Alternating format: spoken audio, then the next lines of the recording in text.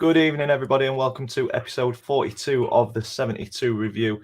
We are one man light this evening, but it's all right. We will get through it. Lee is celebrating his 1 year wedding anniversary, so congratulations to the both of you through 1 year. Many more years, happy years, hopefully, on the horizon. Well, I did tweet him and said the first 30 years are rough, but it gets easier after that. I think it's best to start below me with Ian. Yeah. So, Ian, let people know who you are, what you do, and why you do it, mate. Me, I'm Ian, 61-year-old Rotherham season ticket holder, been supporting the Millers for 50 plus years. When the Millers are away from home, I'm around the country vlogging for Over the Bar YouTube channel and thoroughly enjoy it, going around mainly League 1 and 2 clubs. Lovely stuff. And next to me is Jake, Punk Chef 41. Let people know who you are, what you do, and why you do it. Hello, I'm Punk Chef 41. I do a Sheffield Wednesday channel. It's been a bit bleak recently, but I've got a happy thing through, and it's been good. But I do think Sheffield Wednesday, and I'm glad the transfer window's over and done with, because I've been busy as anything. It's been multiple videos a day. I think on the last day of the transfer video, I think I did about 3 or 4 and a live stream to go to boot with. So I was absolutely shattered. To then go, hey, you got Leeds at the weekend. I was like, yay. But it's been a positive weekend for us. If you're a regular viewer, you'll know that the opening couple of weeks of the season has been a little bit rough for the whole of Yorkshire, not just Donny, Sheffield Wednesday and Rotherham, but a relatively positive weekend to go into in this episode. But we will cover last week. Obviously, we weren't here. Can't remember what I was doing. Bank holiday. Bank holiday, yes. Yorkshire Balloon Fiesta, which was fantastic. So we ended up missing last week, so we'll catch up on that. As always, get your comments in. It does drive conversation throughout the hour or so, and we will try and fly through. Yeah, on that, it's got to be a hard stop on, well, roughly an hour. We've got people coming around, some neighbours who are helping us with our wedding preparation, so I am on a strict schedule today. Invite them up. Yeah, they can get involved. Basically, if it suddenly goes dead, it's because his lass has hit him over the head with a frying pan. She'll have just turned internet off, probably. We've got a couple of comments that have come in, Neil. 3-1. 99th minute. Jesus. Terrific trio. Thank you very much. I'll take that. Up the Tykes, and then Amadeus. Yo, guys, good evening. So, without further ado, let's get the championship results up along the bottom. There's no need for that, Ryan. Go away. It's a nice place, this, Ryan. We don't need stuff like this. Hey, you'll take the D though, surely. Yeah. You'll take the draw. We'll definitely take a draw. Yeah, we'll take the draw. We'll rephrase that one. So let's get this up and running. So last week's results into Championship. Ian, we'll start with you. Rotherham 1, Leicester City 2. One of the fancy teams in the division. Talk us through this one. Were they good? I'm not sure they were worthy winners. I mean, they had the majority of the possession, of course, but we defended well when we had to defend well. But also, the stats don't really do us justice. I think we competed very well. We scored a pretty good goal to equalise after McAteer. We had a goal disallowed before Leicester scored. Jordan Hugill. I think it was either offside or a foul on the keeper that they were disallowed for, but I didn't see it and I was in line, and it certainly didn't look offside to me. Anyway, the ref chalked it out. A couple of minutes after that, bad marking from a cross on the left. McAteer just headed it in from about a yard out. Leicester 1 up, but we fought back pretty well. Got a good equaliser on Fred. I'm going to call him Fred because I can't pronounce his surname. Decent equaliser, and we were on top then for a while. The second half started. We were still competing pretty well. It looked like that for all Leicester's possession and whatnot, that we were going to hold out for a well-earned point. But a cross came in from the left. Cohen Bramall missed a header. It came to Massaketeer again. He switched it to his left foot and curled it round Johansson. Brilliant goal. 2-1 Leicester. Hands up. Fair enough, we got beaten. But I was very happy with the fight commitment and quality, really, from us. So, I mean, yeah, we lost at home, but the crowd clapped us off, and I think it was deserved. I think Matt Taylor's starting to get his ideas of how he wants to play across the players. And I think performances have started to reflect this. That's if you discount the 6-1 hammering at Stoke, but we only played a reserve side in that, so I don't really count it. I think we've said that a few times, haven't we, on this show about performance, attitude, endeavour, commitment. That's all we really want as a minimum from our clubs. And I think I can say that I feel we're starting to see it at Donny over the last couple of games. Ian, you've just said it. I think we'll come on to Sheff Wednesday next, and I'm sure Jake will let us know if he's seeing positive steps there.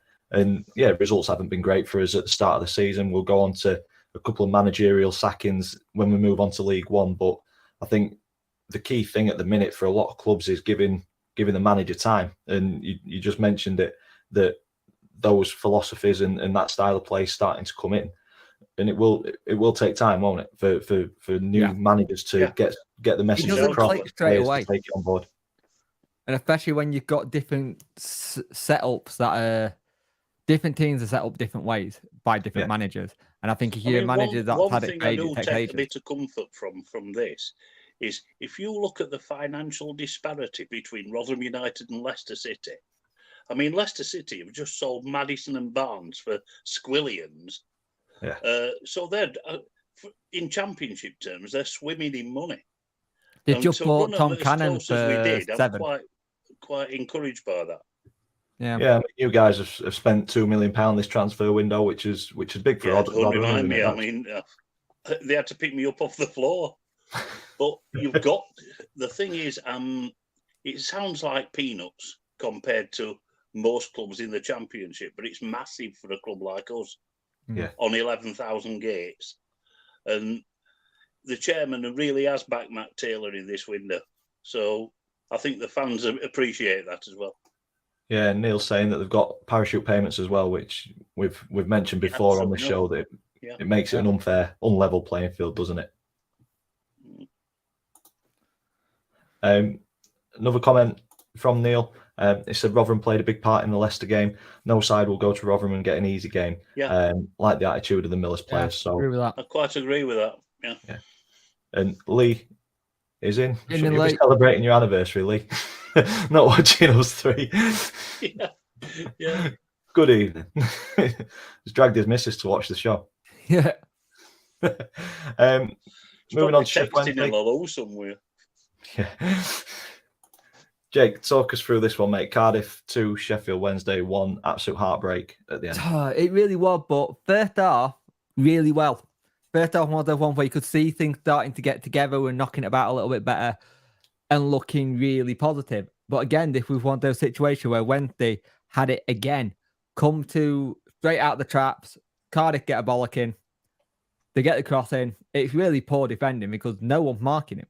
It just left in his own devices to do it. It's very similar to what the Arsenal goal was just done.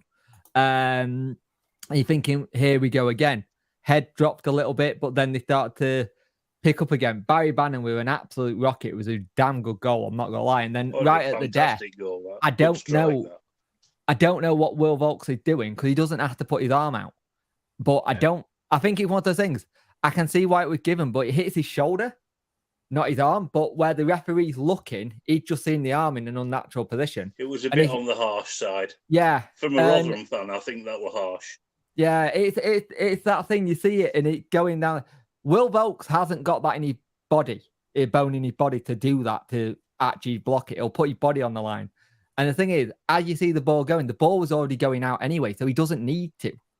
I think he'd gone to header it, missed it, and his arm gone out as you do to fall, but they get the penalty and it destroys any chances of getting a point. And I thought we kind of deserved the point for how we came back into it. You look at the shots, 12 each feet set of teams and only 2 and 4 on target. There were low shooting stats, kind of thing. I think it was a case of 2 poor teams going against each other and just seeing who comes out top. I think so. I mean, the timing of the winning goal, I think we've all been through that as fans, haven't we? We've all been done by a last-minute goal or whatever. Or do you remember a few years ago when the Millers were 2-1 up against Wednesday? Kieran Miller, going into the Miller injury killer. time, and Wednesday scored twice. Yep, I do. I think it was Iorfa that got the winner, weren't it? It was Iorfa and Kieran Lee. Yeah. Kieran Lee got it, and the Wednesday physio at the time was Alan Smith's son, Paul. And at the end, he had a shirt given to him saying "Miller Killer." But I think the thing is, I can see improvements each time from Southampton to now. You keep seeing little improvements each time. Again, though, we're a club that hasn't had any of our signings go on pre-season, where you've got that 2 weeks to work on everything. So we'll see what happens. But it was a big blow. You did say though, Jake, at the beginning of the season, it's a work in progress and it will take time to click. Exactly. Yeah. What do you expect? It's like you getting a job as manager and you've got to change something that's been around for 2 years in place overnight. Now it's not going to happen overnight. No. Now Sisco's been in charge since the 4th of July. His first game of the season was against Southampton. And also Southampton, thanks for going crap now and selling all your players. But you see it. He's 2 months into a job. He's literally 2 months into a job, 3 months into a job tomorrow.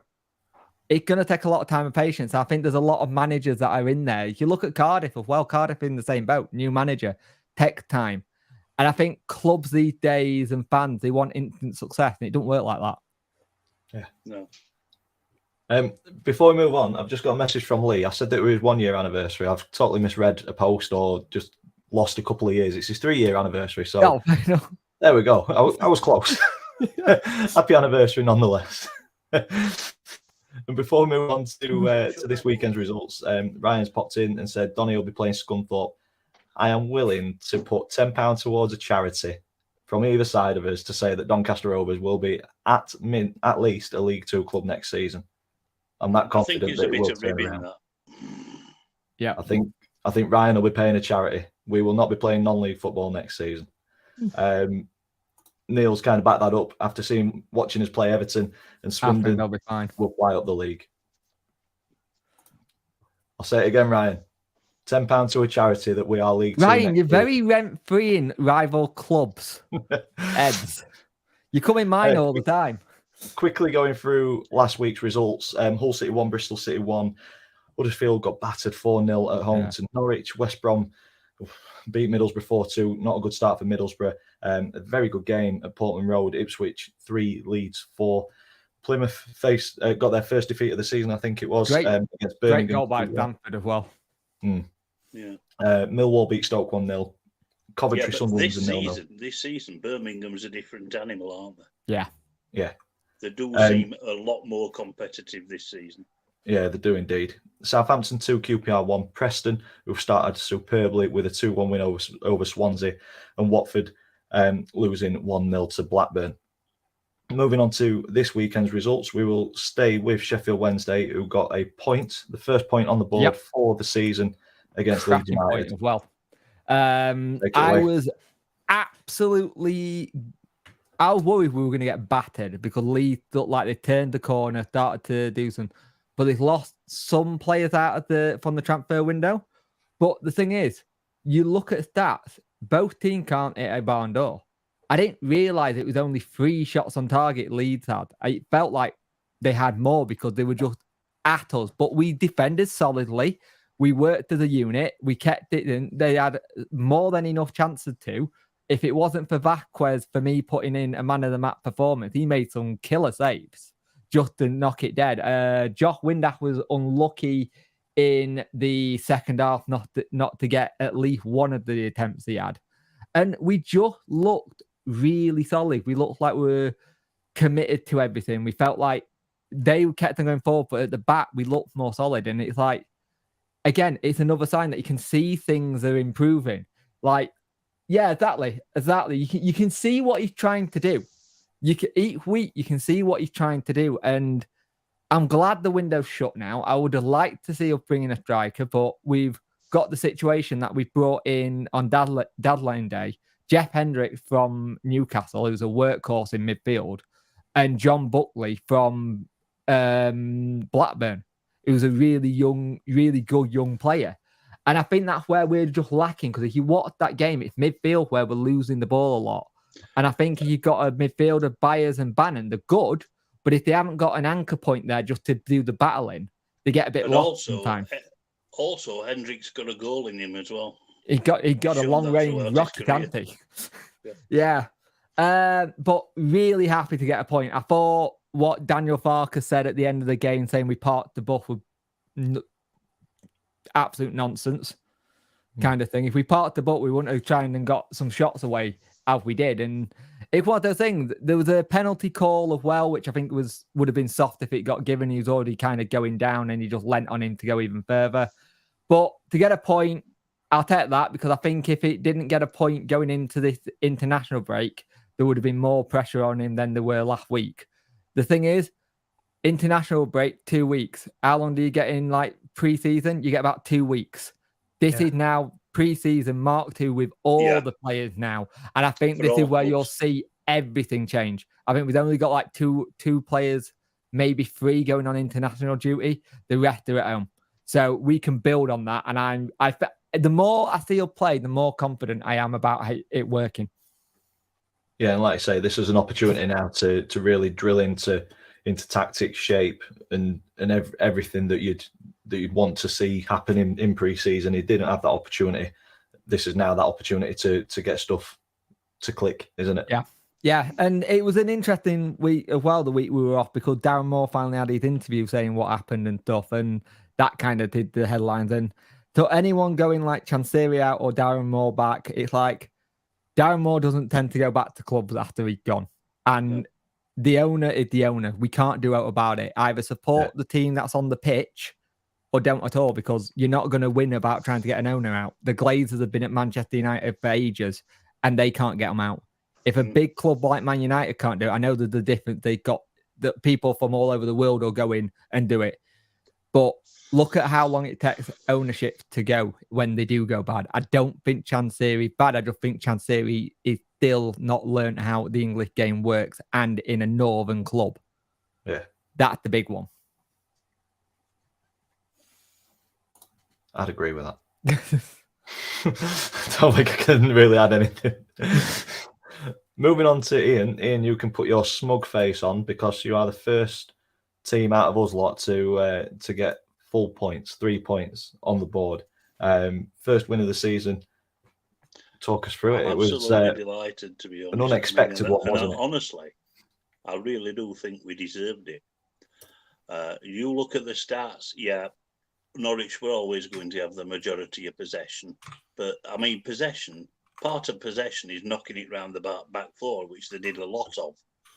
We did a share of defending, obviously, but we marked up well. We kept a shape throughout the game. And we had a lot of attacking intent as well. I think it was just past the 20-minute mark that we scored a worldie from our new fullback from Wolves, Dexter Lembisica, I think they call him. Number 2. What a hit that were! If anybody saw it, did any of you guys? It was a cracking goal. Yeah, it was a great hit. I mean, it was bad defending from Norwich to let him actually size it up and strike the ball, but brilliant goal. The Norwich keeper never saw it, really. He never moved. We expected Norwich to come at us, but they were really poor first half, and it was just sort of like comfortable for the Millers, and then we scored again. A long throw, flicked on, and Jordan Hugill glancing header against one of his old clubs. 2-0 half time. Absolutely Seemed to delighted. enjoy it as well, didn't he? So I'm not think he sure. did Did he enjoy not it have a a good little time bit, at Norwich? Second half, we expected Mr. Wagner to give Norwich a rollicking, and that's exactly what he did.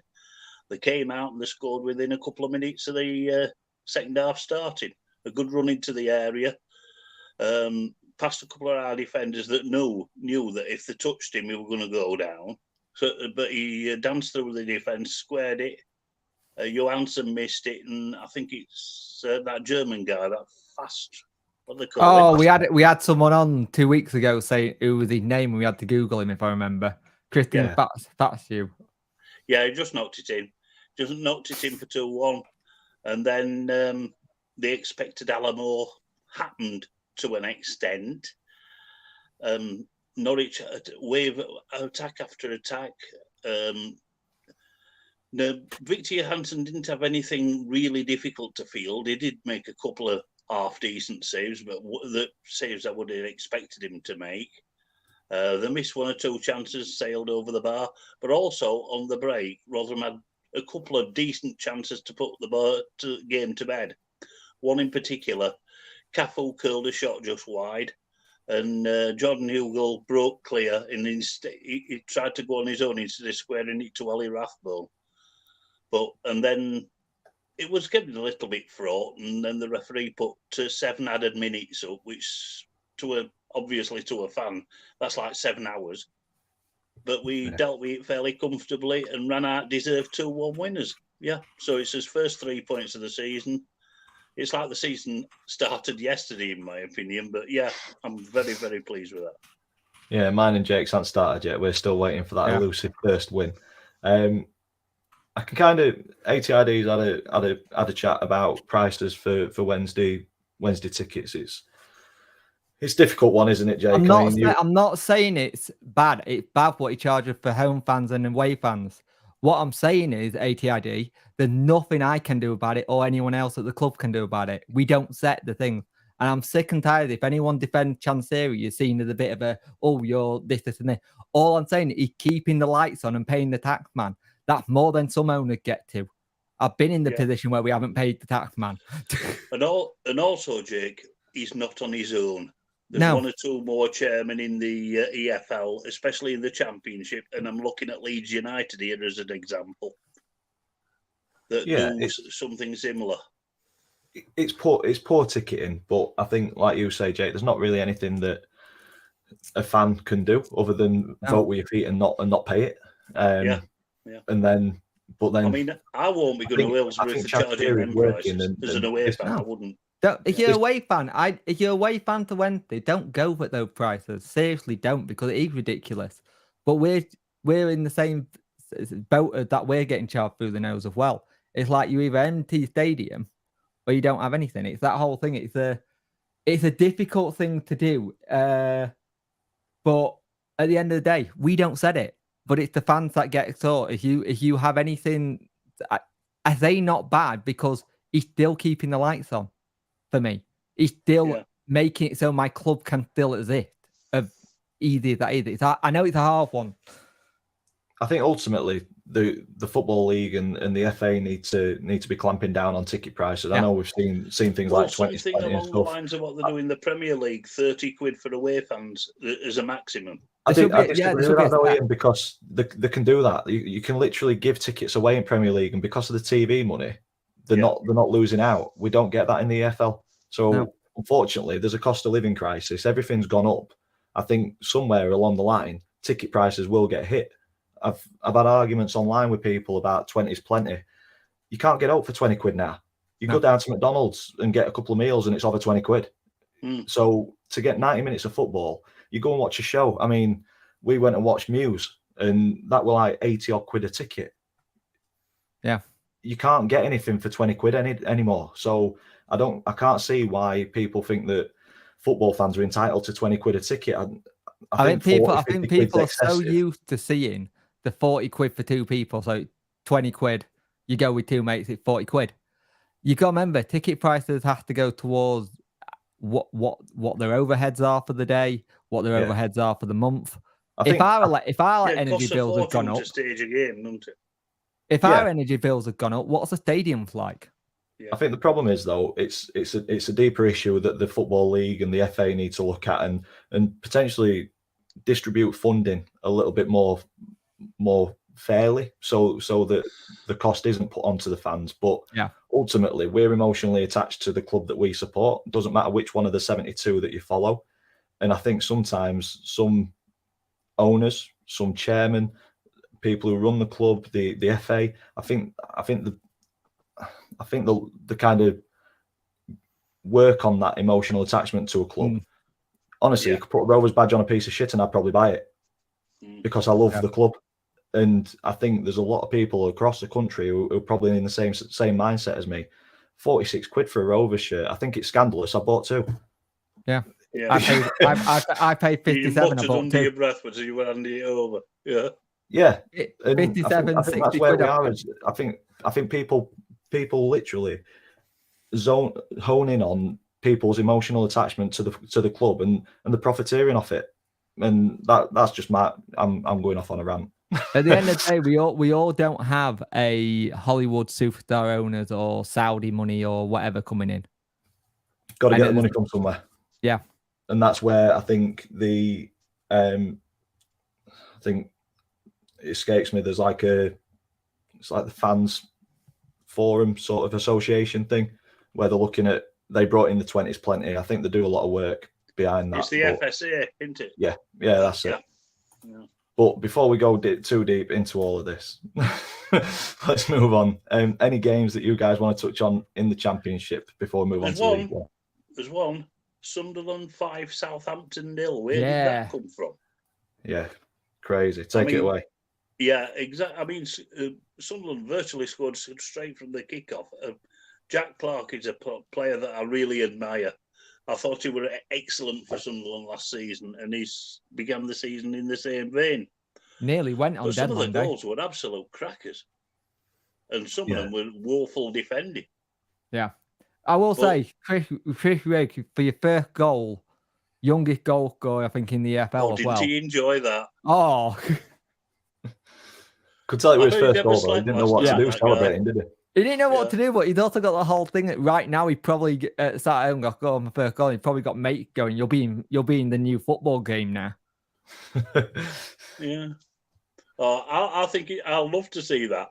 You know, kids scoring the first EFL goal. They'll never also look at how many chances they had to Southampton. The battle, such a good performance. And all on the back. But Ross Stewart eventually did go to Southampton, didn't he? On deadline day. I think he did, yeah. Yeah. All on when he went to deadline day and went to him. Well, no, great result for Sunderland there. One which was. It's a bloody hard place to go and get a result there, though. It's very difficult. Yeah. Because the fans, I mean, they're so intimidated, but in the right way. If you know what I mean. Yeah. Jake, you want to mention Preston? They've had a fantastic start. Top of league. They are. The top of the league, and it's like Ryan Lowe got them. I wouldn't say they're playing great football. They're getting results, though. And I don't know how he's done it, but he's managed to make Will Keane a good player. Because Will Keane was up, and he was dog shite. But you look at the clinical, 7-shot free. That's how they do it. That's how they. And the thing is, Stoke don't look that great. I still think they're missing stuff, and I don't know what they've missed out in deadline day. Apparently, they were meant to sign Josh Onomah on a free transfer all through the window. It's just not happened. Yeah. Stoke want to. Sorry. Go on, Jake. I think Stoke want to one where if it gets to the October break and it's not going right, someone's getting sacked. I'd agree with that. I mean, they have had a fairly decent start, Stoke. I mean, this checked them a little bit. But there's the one guy in that Preston side that I've always rated highly, and that's Potts. I think they're playing him now as a wing back, but he used to be sort of like an out-and-out winger. He's really good. Yeah, he is. Yeah, like I say, kind of playing him as a wing back. Yeah, that's right. Yeah, but he's really good. He's always impressed me whenever I've seen him. But they're Um, doing well, Preston, because they've got no superstars, have they? No, No. and sometimes it does take the collective squad rather than having one or two superstars to get results. And I think Preston are showing that, aren't they? Yeah. I think for me the result that I wanted to talk about was Ipswich 3, Cardiff 2. After going 2-0 down. Couple for Freddie Ladapo there. But no, a great turnaround for Ipswich. Kind of happened all in the last half an hour, didn't it? Nathan Broadhead brought him back into the game, and then Freddie with a brace 10 minutes apart. But fantastic finish for his winning goal. Yeah. Off his face. It seems like he's loving football more than he's ever loved football ever at Ipswich. And you can attest to that, to a point, Ian. Yeah, I can't. Well, I'm not sure that he's still altogether in favour there, because he came on as a first half sub for one of their for George Hurst. George Hurst went off injured, and Freddie came on like in the first half as sub. So I think he's a valued squad member, but rather than a first team regular. If it comes off a bench and McKenna's back doing two, a you'll take it. fantastic job there. He ATID really is. Yeah, he does actually. Yeah. ATID, it does. It stinks. He did at Rotherham. Yeah. I mean, he's got an ego, the guy, but he's a goal scorer, and wherever he'll play, he'll score goals. Always, because he's got that knack of being in the right place at the right time, and you can't teach that. It's a natural, natural ability. George Hurst isn't Claxton worthy because he came off as a sub. Yeah, he didn't score. Okay. Got a Claxton when you score. I mean, something is happening down there at Portman Road, and they've really, last season they were really impressive, and they've just carried it on. Question for you both. Do you think both Ipswich and Plymouth built a championship team in League One, knowing they were going up? Yeah. Where we built a League One team for League One and didn't build for the championship. And that's what we've done. That's what we've done at Rotherham in the past. We've built promotion winning sides into League One, but carried it on into the Championship, and it's not worked. Yeah. Anthony's in the chat. Wiles had a good for Huddersfield. Not sure what he's on about there. It was nice to get a win before the break and destroy some bets. Yeah, it destroyed. Well, our next game is Huddersfield away, and I'm absolutely get your Claxton ready because he's going to score. I was sorry to lose Ben Wiles, but to be honest, his time at Rotherham had finished. Yeah. His performances weren't as good as they were before he got injured. And I think Matt Taylor looked elsewhere, if you know what I mean. But he's been a fantastic servant for Rotherham United, and I wish him all the best. Cracking win for Plymouth. ATID. Really good win. You just carried it on. And I think you got some of your... I think you were unlucky versus Birmingham, but they had that just a little bit more talent at the end just to nick it. But Birmingham have just been superb this season. But you don't look like you're making up the numbers. You look like you were always in the Championship with the way you're playing, if that makes sense. I think I said this in the last podcast that we did, that there's no way Plymouth Argyle are going to be anywhere near relegation. I'd agree with that. And Neil's come in the chat. Owen Park, what a fortress. Yeah. It is. It's a tough place to go. I think ATID said at the beginning in the chat that Blackburn were complaining or bigging up their facilities and then got humbling at Home Park, which is always nice to see. So we're not 10 games in yet, so we're not going to touch on the table. Facilities, is it? It's about the team on the pitch at the end of the day. It doesn't matter if they're playing a park. Yeah, that's it. But yeah, we're not going to touch on the tables yet, mainly because Rovers are rock bottom of the EFL still. But we'll have a look after 10 games. When are we going to put them up then? About February? Yeah. As long as we're off the bottom of the table by the end of the season, I'm happy. Yeah. Moving on to League One. So obviously we mentioned a couple of managerial sackings. Charlton was one of them. And then today, Fleetwood is the second. I think while last week's results are on the screen for you to have a look at, Do you think managerial sackings this early on are a little bit premature? Jake, answer that first, mate. Yes, because it's not enough time to really show anything yet. I think Charlton want more that they've had a change of ownership. So I think if it's a change of ownership, you've got the situation where they want to bring their own person in. But I think what can you do in 5 games? Like, let's be honest, even if you've been there donkey year, what can you do in 5 games with a set of players you've had in your squad for 2 months? And especially if you're changing a system or a style or you're working on something new. They always say a habit takes at least a month or 2 to set in. And if you think about learning something new like football tactics, it's going to take a month or 2. I think it's very premature, but I think the only one where I can kind of see it a little bit is Fleetwood. Just because he did well last season, but they lost a lot of players during that window.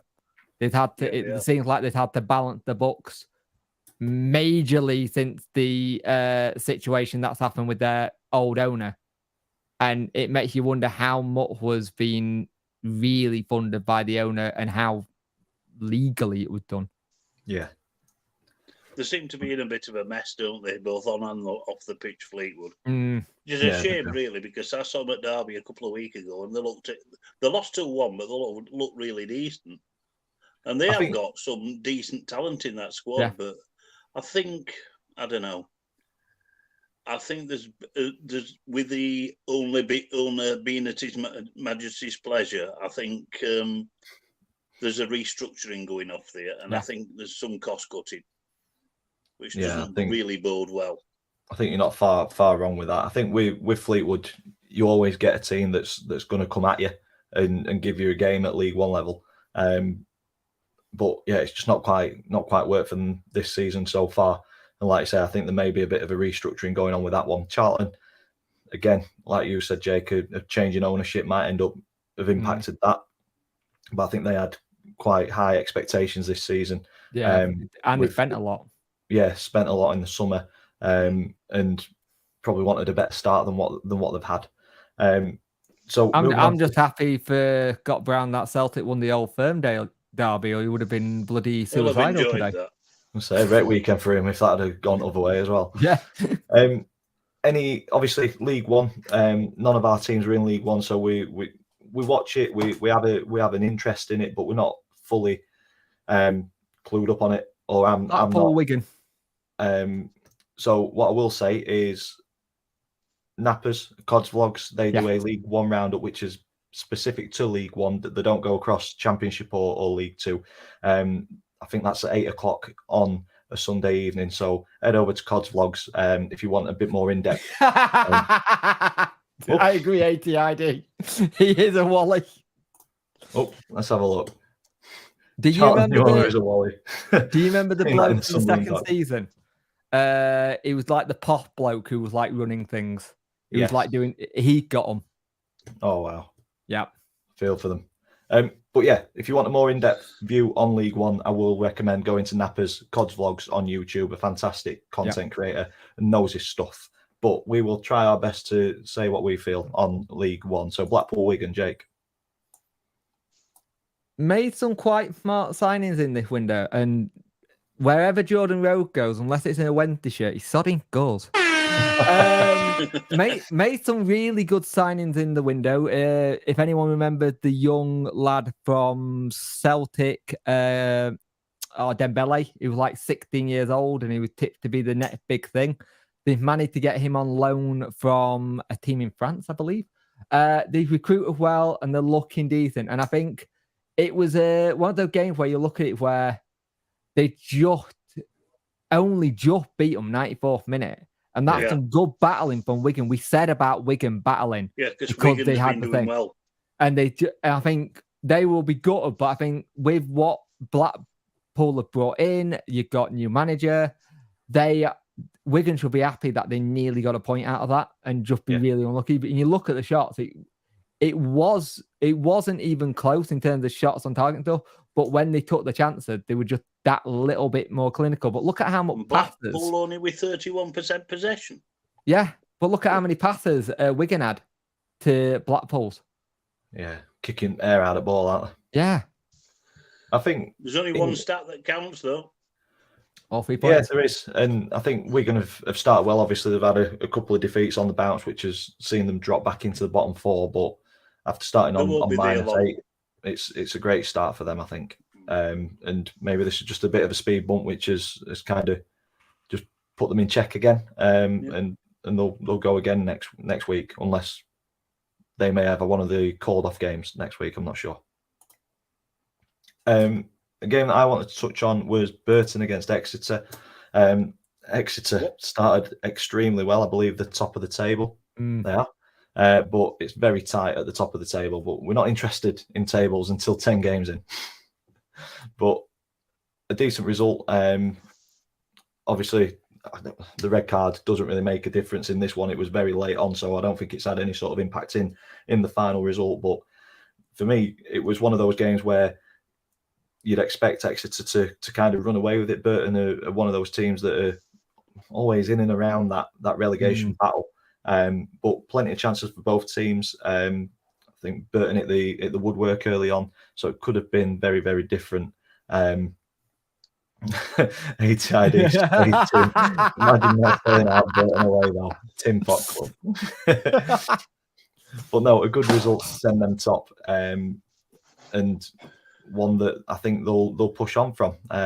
Any thoughts on this one before I moved on to another game? Anyway, come on. I mean, Exeter, whenever they play an away game, it's probably about 400 mile plus. Come on, if they can, a club of Exeter's size, they're not Plymouth or Down, they're Exeter City. They get gates at about 5,000 or 6,000. If they can send any more than 100 on a away day to places like Burton, or I think they've done well. Yeah. But as for the start, Gary Caldwell's doing a great job down there.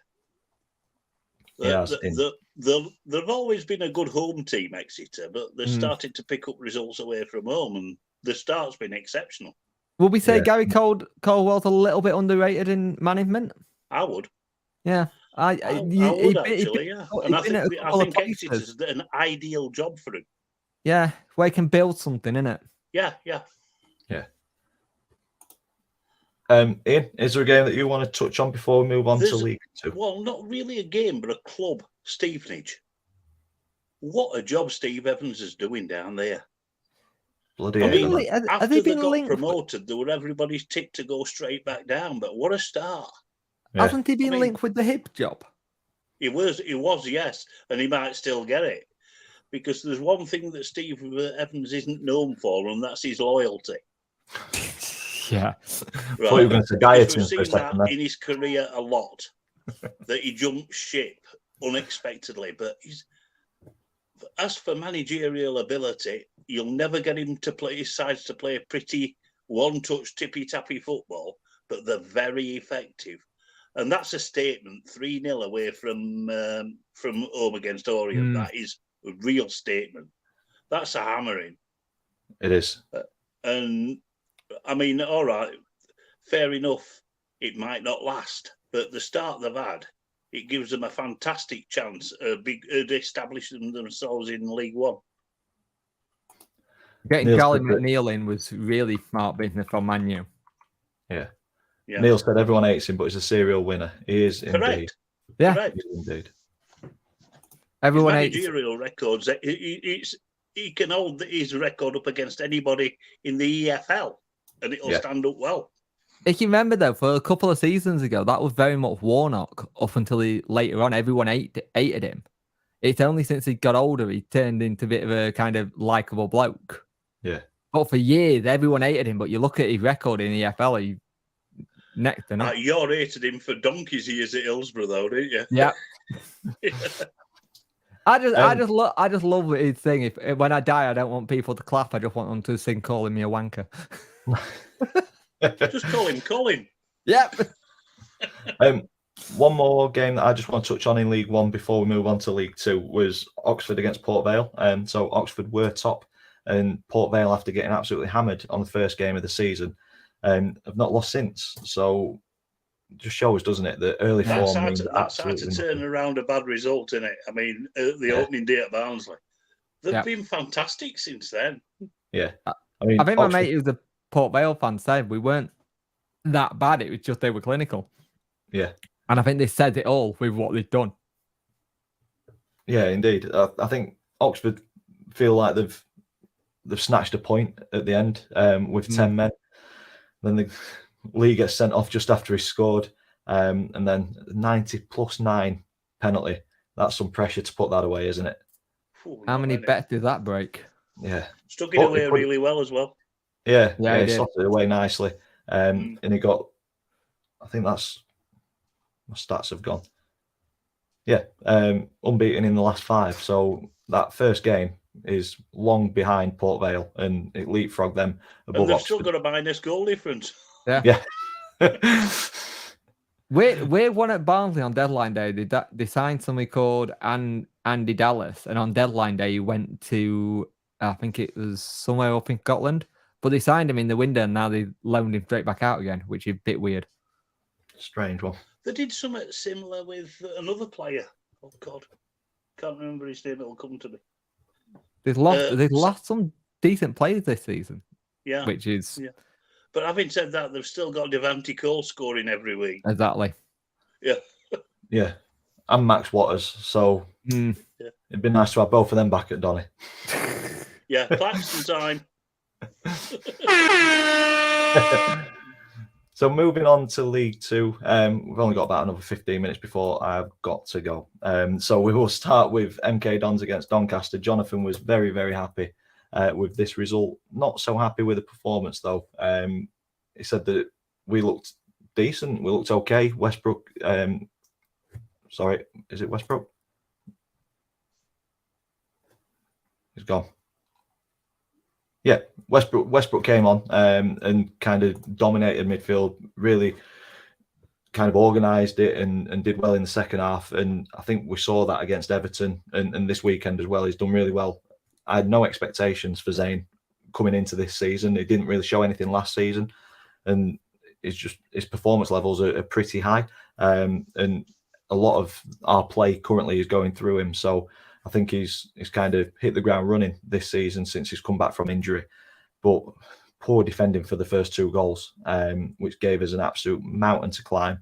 But Molyneux, fantastic goal to get us back in it, but we just didn't have enough to get point or 3 last Saturday. Lewis has come in and said Molyneux's year this year. I hope so, because we had high expectations for him last season, and he failed to deliver. So I think under Grant McCann, if he's a talent, all right. Yeah, you can see that he's got ability. It's just getting it out of him week in, week out. And I think, and if any manager's going to do that, Grant McCann will be able to get performances out of a winger, and it's starting to come. So with this one, I think with the start that we've had, you look at the stats, we've had more of the ball, 17 shots, 6 on target. If you compare that to what we were doing last season, we were probably getting less than 38% possession in a game and barely any shots, none on target. So I think the improvements are there to be seen.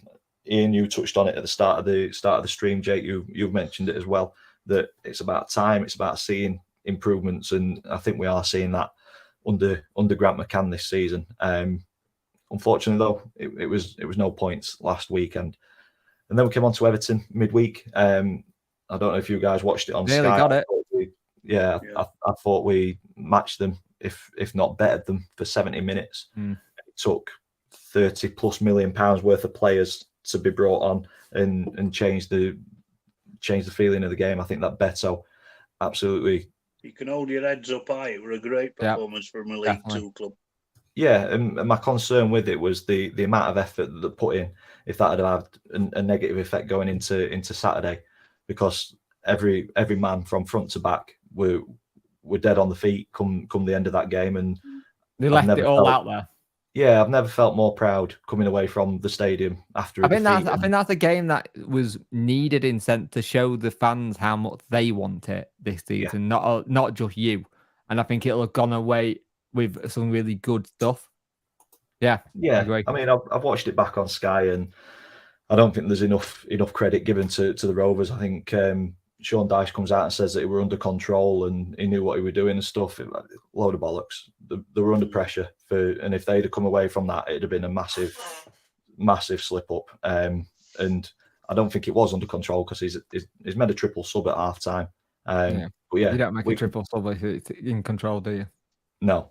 But yeah, I mean, Swindon won 6-0 last weekend. So coming into this one thinking, oh dear, it could be a long old afternoon. And it was a long old afternoon after 45 minutes when Tommy Rowe gets sent off. There's debate on this red card. I think it was. I think it's clumsy. I think his foot's high. I've seen them given, I've seen them not. I mean, there was one very similar this weekend. I think it was Noyle that stopped Port. He's come flying in with his foot high. Yeah. He's only got a yellow. So for me, the issue is consistency in the decisions that officials are making. As soon as it happened, I was like, oof, I think he's gone here. And then straight away the red card came out. But yeah, for me, it is a red. I'd have been screaming for it the other way. But that then put us under pressure for the second 45. And against the league top scorers, you're thinking the worst. But I think as a defensive unit, we were solid. We kept them to long range shots. I mean, they've only had 2 shots on target. That shows the effort that they put in defensively. And we got his first clean sheet. So like Grant McCann said, I think we've got first clean sheet. Yeah, another point. Yeah. First clean sheet, and it steps in the right direction. I think Grant McCann said it. We've got to respect that point, and it might be a really important point come the end of the season, especially. You build on it now. Yeah, that's it. And I think it is steps in the right direction. So it's not a win. We're still waiting for that first elusive win of the season, but it's a point that I was happy walking away with yesterday. Okay. Continuing in League Two, is there any games that you guys want to? Yes, MK getting done 3-1 at Crewe. That was it might have been a surprise for some people. It wasn't for me because Crewe have been quite good this season. I mean, they've come back from 2-0 down on 3 occasions to draw 2-2. So it just shows the heads don't drop. And MK scored first in this one and then got blown away. I think Crewe have made a really good start to the season. Yeah, they have. I think Crewe have demonstrated the staying power as well. They've been 2-0 down in a couple of games, and I think, is it 3 games that they've been 2-0 down and they've drawn 2? And drew 2-2 every one of them. Yeah. It shows they've got that ability just to stay in a game, and I think these leagues are the ones where if you don't stay in a game quick enough, it can get bad quickly. Yeah, it can go away from you really quickly. And with how MK have done, to do that against MK Dons is a massive credit because MK Dons has looked very good this year.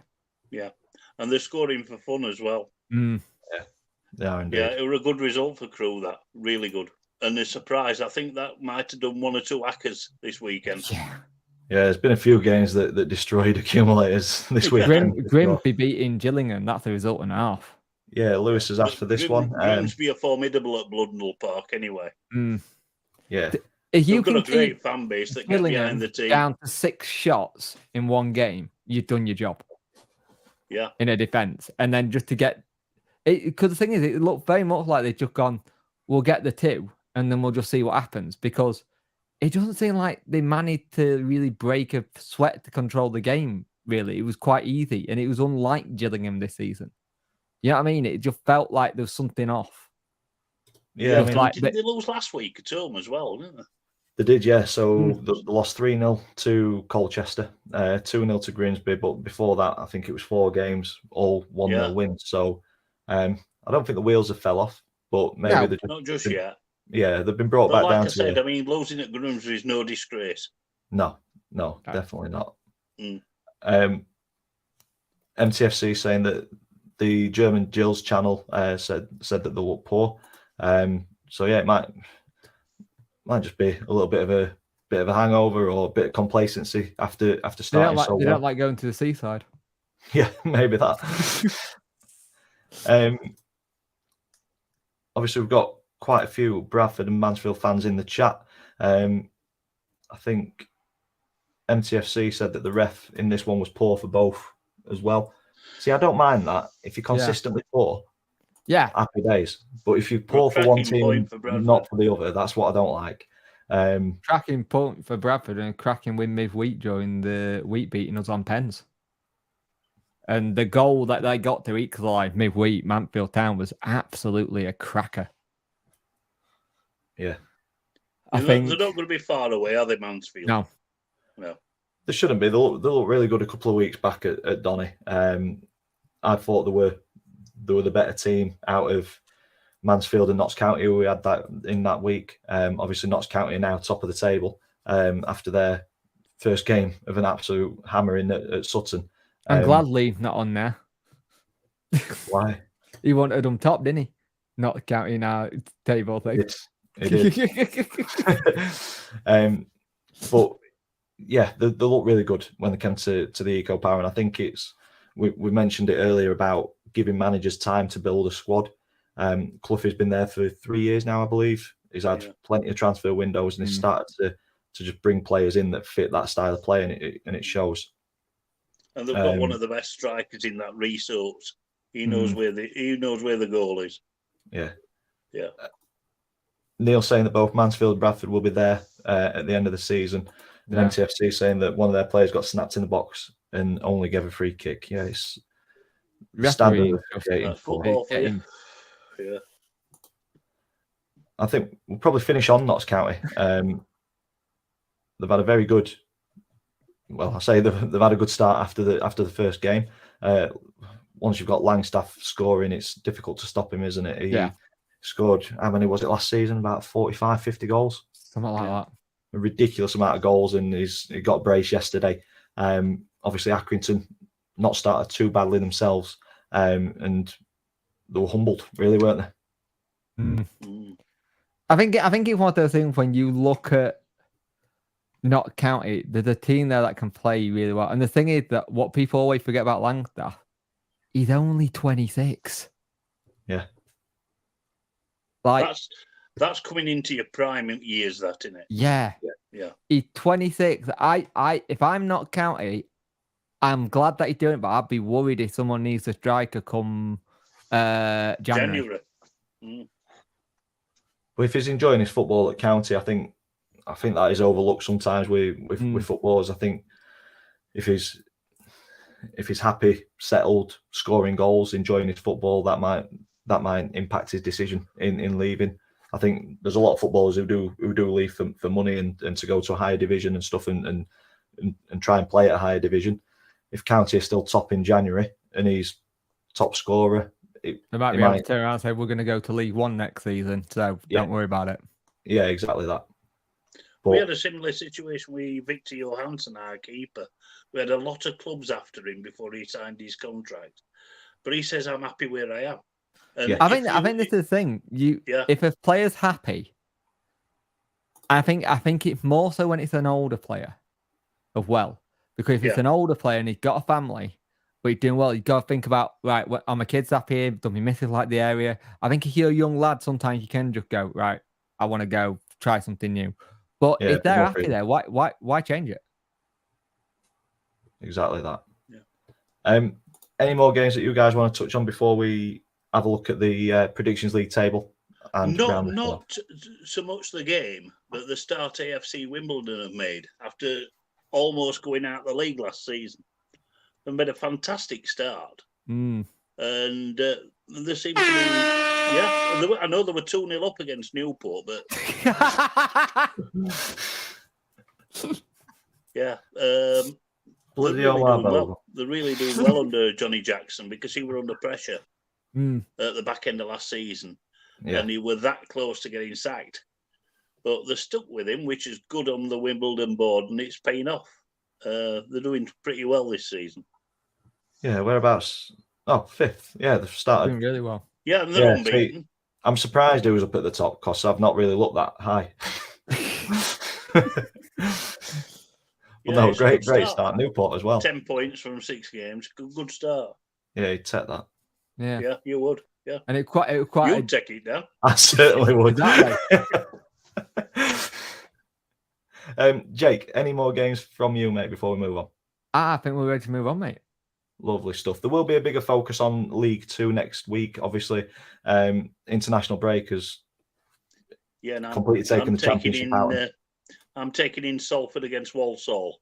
Yeah, could be a good game next week. So, but yeah, international break's completely taken the championship out. It's almost completely taken League One out of the equation. Yeah, as well. because a lot of League One clubs are having to like postpone because of like players being called up. Yeah, I think there's only 2 games being played next week in League One, so we'll have a good focus on League Two. Probably go through. Does that just show us the quality of what League One is getting to now? Then, if they're having the to have quality of the EFL as a whole. Yeah. ATID. Oh, Tin Pot teams are playing next week. Yes, they are. And we're one of them. I bet Exeter are playing. So before we finish off, we will bring up the predictions. Let me get that full screen for you. Hopefully everybody can see this.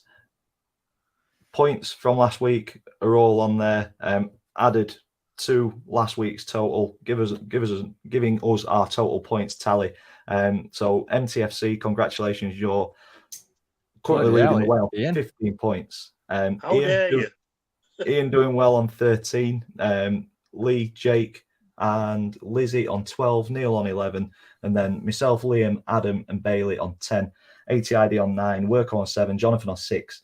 Chris on 5. Abaddon on 4. Lewis on 3, and John on 2. So there's only a couple of games to be played next week. So I just need predictions for Wrexham against Donny and MK Dons against Notts County. So if you're in the predictions league, get your comments in for your predictions. Jake, fire away. What are your predictions for those 2 games? I'm going to go 2-1 Wrexham. I've gone 1-1 in that one. And I'm going to go 3-2 MK Dons. 3-2 MK Dons. I've gone with a 2-1 to Notts in that one. Ian? I'm going to go Wrexham 3, Donny 1. Sorry about that, Dan. No worries. And I'm going to go Desmond for MK against Notts County, 2 apiece. Good old Desmond 2-2. Lovely stuff. Let's get that out of the way. So get your comments in for your predictions, and I'll fill the table up, and we'll have an update next week. Well, no, that brings us to the end of episode 42 of the 72 review. We've done well. We're just over an hour. Well done. That's me not getting in any trouble. Thank you. We don't want you to get in any trouble, Dan. So any final words? Ian, we'll start with you, mate. No, it's been an enjoyable podcast again, as always, and onwards and upwards, really. Lovely stuff. Jake, any final words? It's been a good show, as per usual. I had the pleasure of having John on, who's the Birmingham City fan, on one of my shows, and I will, if he's able to do a slot, I will highly recommend him coming on because he knows his stuff, and I think it's another championship club, but if someone drops out, if John could come on, I think he would be really suited to the panel because he knows his stuff and does really well. It was a really good chat we had, and I had him on because it was a case of Birmingham fans know when the situation are with the whole ownership thing. So I wanted to go, okay, go on, tell me the crack. What is it actually like having it and now having it better? But it's been a really good show, and this just keeps getting better and better each week we do it. We improve, we have a laugh, and there's no grudges. We can have argument, but at the end of the day, we're all one thing and one thing only, a football family. Yeah. That's it. A win would be nice. Yeah, 3 points would be nice. Yeah. Yeah. About that.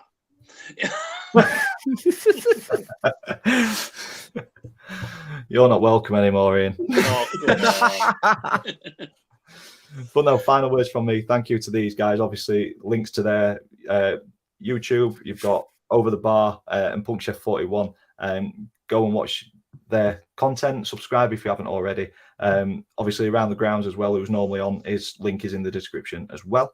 But yeah, thank you for watching episode 42 of the 72 review. Hopefully next week we're talking about a Rovers win, but we will see. It's nice for Ian and Jake. They've got a week off with the international break, but like ATID says, it's tin pot teams. Hopefully, we get that first elusive win. So yeah, if you're watching this throughout the week, please get your comments in down in the section below. Like it, share it, get it out there. And all that's left for me to say is thank you for watching, and we'll see you in the next one.